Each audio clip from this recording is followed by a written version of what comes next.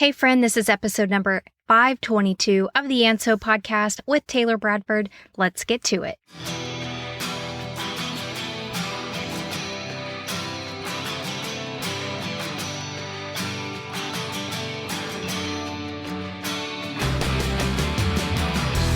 Boss Girl Creative presents ANSO with Taylor Bradford, business and life musings from a successful serial entrepreneur. Each week, you will hear Taylor spill the tea on all things business, life, relationships, health, and everything in between. But don't worry, each week also includes a business nugget that will help you stay on course. And now a throwback to 3-year-old Taylor who inspired all of this. ANSO.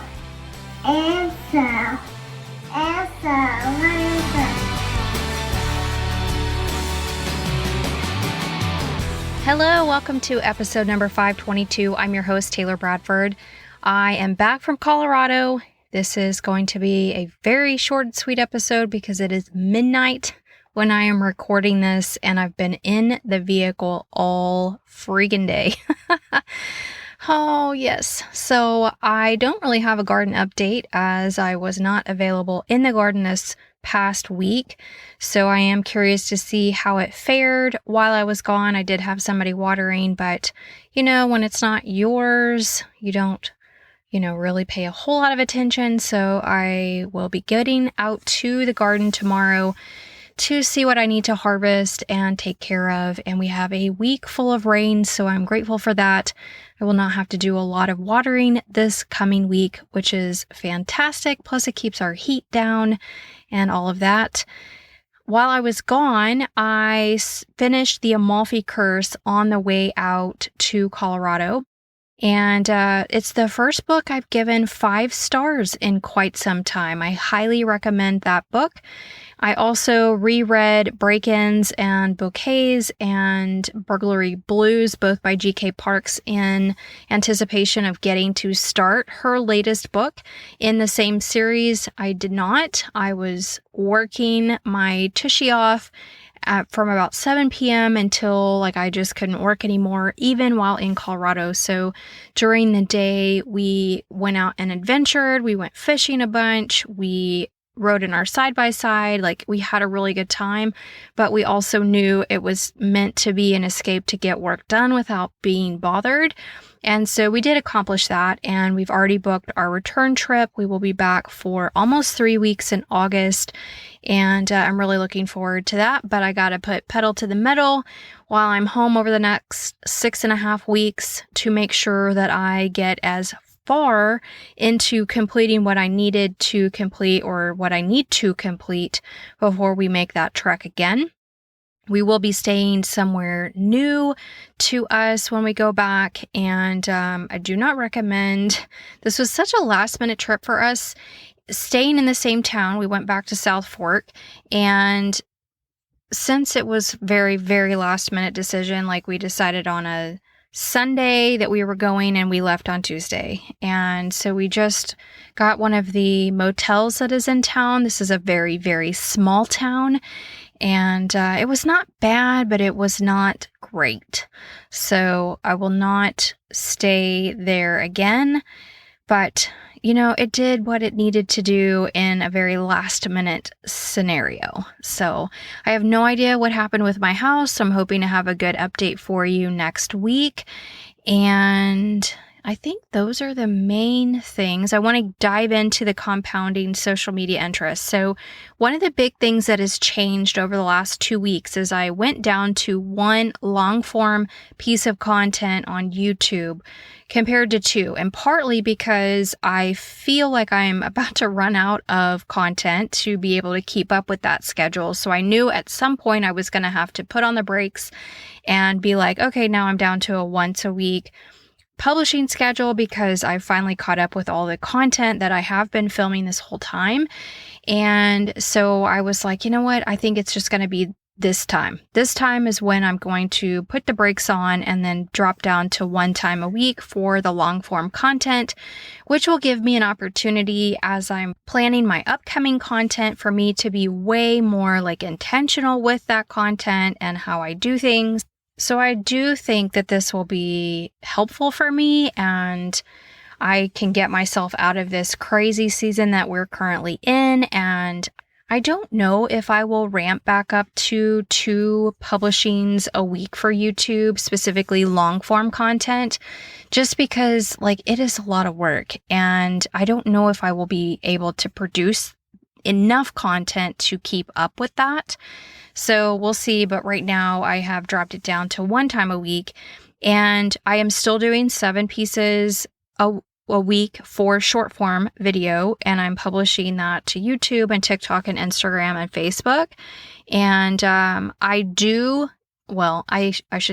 did not have great metrics this week. And 2 things to note. First of all, on TikTok and Instagram, I went out of my niche, meaning I didn't post garden content. I did a personality reel one day, and I did, what was the other one? I did, a ride in the backcountry with me in Colorado. And those fell so short that I was like, dang, you really have to stay in your content buckets for short form content because you've trained the algorithm.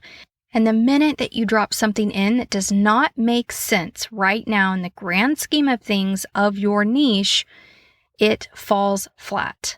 And so I kind of had a hard time recovering from doing that, even though I was like, this is still me, but it's not related to my garden or homesteading content. And yeah, totally sucks. And so then I'm like, okay, well, I guess I can really only show those things in stories. And yeah, so that's what's going to happen from now on. If I go on vacation, I have to be very careful, specifically with TikTok and Instagram, of where I show those things. I can create the videos and I can share them in stories as if I were creating a reel, but instead share it to story. And I'll be fine, but I cannot drop them into the feeds because it will just basically cancel out all of your momentum from what you had been doing. So let's dive into my compounding social media interest stats. So when I started tracking this on January 27th on YouTube, I had 234 followers. Last week, I clocked in at 476, and this week I am sitting at 488 on YouTube. When I started tracking on TikTok, I had 139 followers. Last week, I was at 1,004, and I am now sitting at 1,096. With likes on TikTok, I started tracking at 1,386. Last week, I was at 11,062. And this week, I am sitting at 11,431. And finally, with Instagram, I started tracking at 3,470 followers. Last week, I was at 3,585. I gained 1 follower on Instagram in a week, so I'm sitting at 3,586. And there is my stat update. So before I get into this week's nugget, I thought I would start introducing a new little series that I think will be fun. And when I get to a place where I start interviewing again, which I so want to do, that is on my list of what I want to bring back to the podcast, is what have you been Googling? And the reason I want to make this kind of a little series, especially with bringing back interviews, is that the way our minds work is, when you go to Google, that is what your mind is asking you to find an answer for. And not necessarily like how to make the best chicken and rice casserole, but like, what are you Googling? What are you seeking an answer to that is like presenting itself in front of you for your business, but also maybe just in life in general that helps you in business. And so I'm going to start off by talking about what I have been Googling, and I'm really looking forward to having conversations in the future with what my guests have been Googling, because I think this is just a little bit deeper of a dive or an insight into how our brains work, where we are, what are we comfortable asking Google and not comfortable asking a mentor or asking a coach or what have you. So let's dive into what I've been Googling this week. So first up, I saw somebody talking about the benefits of tea, and they recommended a book called Cancer Hates Tea. So that is legitimately the last thing that I have Googled. Another recent Google was me asking about Substack.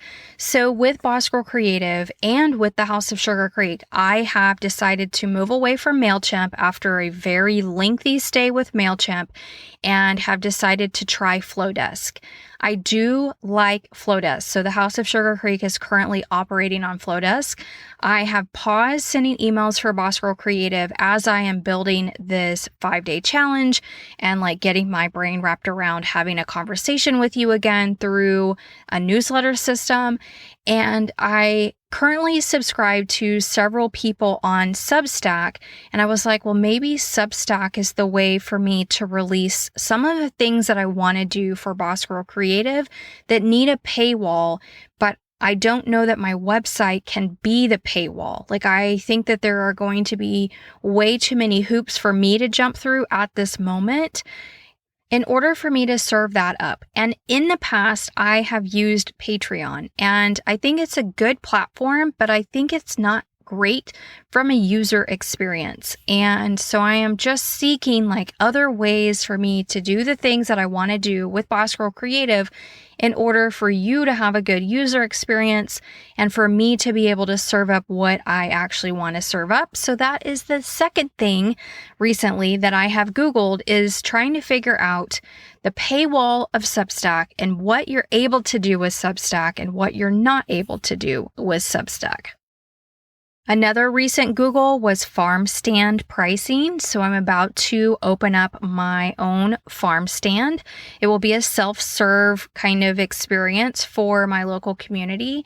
And so that is what I've been researching, is figuring out, do I have to have some kind of a health permit? Do I need to do anything else? And ultimately, that's basically what I've been Googling. And how do people price things? Do I need to go to my local farmer's market and kind of do some scoping? And basically, yes, I need to know what people are used to paying in my area. So that is something else that I have recently Googled. I also wanted to know if I could add links into my TikTok stories, because I just hit that 1,000 threshold that allowed me to add a link to my actual website, thehouseofsugarcreek.com. And it looks like you can on some accounts, but you can't on other accounts, or maybe I just haven't unlocked that yet, because I really wanted to be able to boost my affiliate income through sharing over on TikTok, because the community on TikTok is a lot more supportive than the community on Instagram. So that was what I also recently Googled. And then finally for this week, I also Googled how to process cut flowers.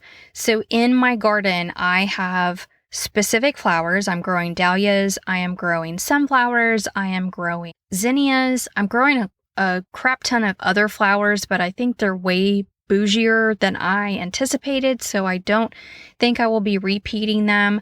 However, I want to know, I have bugs out in my garden. There's flies and there's, all kinds of things. And I don't want that to be in somebody's bouquet. So I started Googling, what am I supposed to do when I clip the flower? Obviously, I know I have to put it in a bucket of water, but how do I shake the bugs off of it? How do I get the spider webs out, or what have you? So that is also a recent thing that I have Googled, and now I have at least a better understanding of what I need to do. I have not put it into practice, so I don't know how well it will work, but that is something I have recently Googled. Okay, so let's dive into this week's nugget. And it kind of plays a little bit on last week, although I'm not going to talk about anything related to legal, but it has to do with user experience. And it's more of a case study and what not to do in business. So recently I have noticed a couple of charges pop up on my account, and I'm like, oh crap, I forgot to delete that thing. Maybe I signed up for a year and then didn't realize that I hadn't already canceled the subscription or the service or whatever. And then I see that charge pop up and I immediately email the brand requesting a refund and just basically saying, hey, I haven't used your service in a year. Can I have a refund? It literally just hit my account. And 9 times out of 10, the brands that I've reached out to have been no problem, and immediately refunded money. And that is how it should be. Like if I gave you a full year of money, did not use your service, and so I literally like just handed you free money, and then I request when it happens again, like that is what should happen. Unless I was actively using the service, then I could see where you might push back against me. But when I have not even like done anything with the thing, which you can see, I would expect and hope that you would refund money. So not the case with a recent experience. So I got hooked into an ad. I don't know if it was on Facebook or Instagram. And honestly, what it was selling me was compelling enough to try the service. And so I signed up. The service is called Rise Guide. So you may now get served up with their ads, but don't fall for it. Rise Guide. And so I signed up for the app and I got logged in. And I want to say it was going to teach me something I didn't know about. I didn't know how to like properly do. And I was excited to learn the thing. And I feel like it has to do with advertising, potentially Facebook ads. And so I was curious because, I am a sponge. And so I signed up and I download the app. I get signed into the app, whatever. And I start looking through the app and it is nothing like what the ad said it would be. And I'm like going through thinking, what in the heck did I just sign myself up for? And it was a 14-day free trial. And then it was going to hit my card for like $50. I don't know if it was for a year or for a month, but I forgot about it because I have been incredibly busy. And then I went to Colorado, but I saw the charge hit. And so I immediately, within like 5 minutes, I immediately emailed their support because I could not find how to cancel it through the app. So shame on them for that. It was not easy for me to figure out how to cancel. And so then I located their support email and I sent in an email requesting for the refund that I felt kind of duped into signing up for their service. And so it went through like their support channel. And then it acknowledged my email, and then I got an email back. And the first offer was a 30% coupon to extend it. And I was like, that's not what I asked. I literally just said I felt duped. I don't want this service. I did nothing with it once I got logged in. I just happened to forget, but now I got reminded because my card got charged. So then I get a second email that said, in order for us to process your refund, we don't normally do this. I need you to fill out an exit survey. And I was like, what? Okay. So I did. And I was supposed to email the person back, just back through the support thing, and let them know when I did that. And then they would look for it and then think about processing my refund. And I'm like, what? So I jumped through the second hoop. I did the survey. I emailed and I said, hey, just letting you know, I submitted the survey. And then I waited and I got another email from another customer service rep. So the first few emails were with one person. Now I'm talking to a different team person. And they basically say, we cannot do that. We cannot give you a refund. And I'm like, literally the other emails basically set me up to get the refund if I jumped through the hoops. So again, I am saying to you that I felt duped through your advertising and I want a refund. And nowhere did it say that I wouldn't get one or I would get a partial. So please refund my money. And this person wrote me back and said, we don't really do this, but I'll give you a one-time courtesy. And I was like, thank you. For a brand to put somebody through the paces is so incredibly bad from a customer service standpoint. Like now I'm going to talk badly about Rise Guide because of what I had to go through in order to cancel the service. I had that same experience with Opt-in Monster. I paid for a year. I used it but realized it would not connect appropriately like it said it would. I let it go, forgot about it, and then saw the renewal happen for another year, ask for my money back, and basically get told, no, sorry, we don't do that. And I'm like, but I literally only used it for 2 months out of the 12. And when I tried to connect it to Flowdesk, it wouldn't, which is the same problem I had with MailChimp. So I will not recommend you anymore. I will remove myself from your affiliate program. Like, case study and what not to do as a brand and a business. When a customer has to do that much and has that much friction with you, that does not speak well of your company, regardless of whether or not you think you're right as a business owner or you think you're right as a brand. If you force somebody to do that much hoop jumping to get out of the thing they bought from you, like legitimately, I'm not talking about like they get in there, they steal your content and then they want the refund. That's not what I'm saying. If it's a legitimate, like, hey, I felt duped in your marketing. I did nothing in your platform. Like, I got in and I was like, whoa, that's not what I signed up for. I didn't even like look through the app once I realized it was not what I signed up for. Like, if you have a customer doing that, you need to immediately say, yes, here's your money back. I'm sorry we were not the service for you. I'm sorry we didn't have the product for you. And move on, and do not allow the customer to have any kind of firepower to use against you in their like megaphone, So shame on Rise Guide for putting me through the paces trying to get $49 back.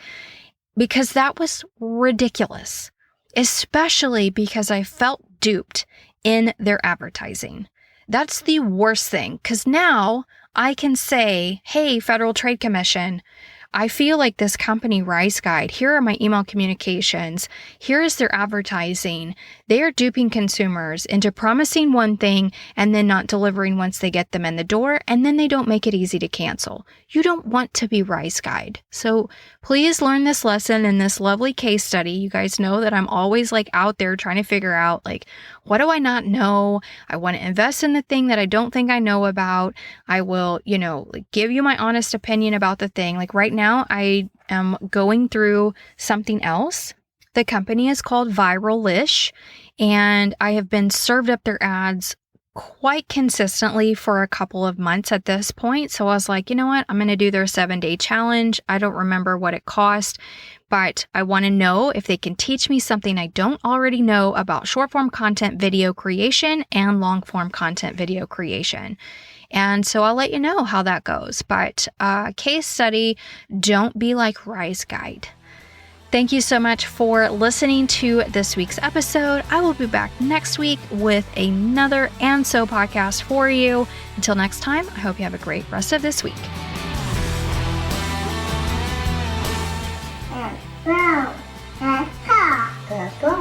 And like my 3-year-old self said, that is all for this week.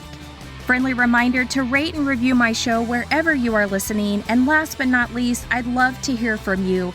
Leave me an audio message at bossgirlcreative.com/speak. I would love to hear your takeaways, ideas for upcoming episode topics, and your feedback. Thank you again for listening to this week's episode. And until next time, I hope you have a great rest of this one.